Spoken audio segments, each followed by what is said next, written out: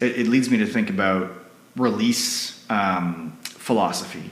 So rather EP or singles or albums, because that seems to be in a bit of a state of flux right now for independent artists. The sort of prevailing sentiment is release singles. What's your take on what the next project is going to look like in that regard?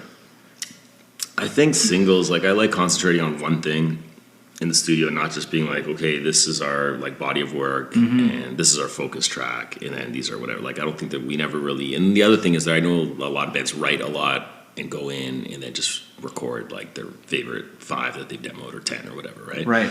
So we've never done that. I've never done that. I never do that. I think we both edit very early in the writing stages. So if it makes it to a certain point, it's like a pretty important song to us. Yeah. You know what I mean? So I always make the joke because people go in with 50 songs and they release, an album of 12 tracks or whatever.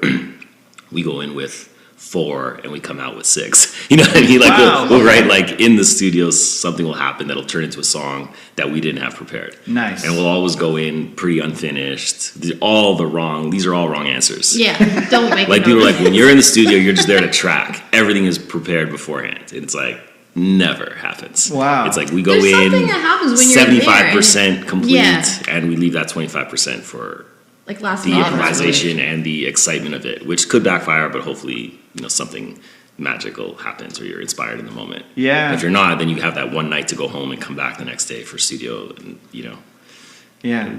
make something happen. Sorry, Bill, you mentioned that happened with, did you say Last Train? That was one of the things that occurred? I mean, all of the songs pretty much. Like there was last minute magic that kind of happens depending on where you're recording. Like even this latest song that's not released yet that we did in LA, like where we recorded was this house with like a ton of history.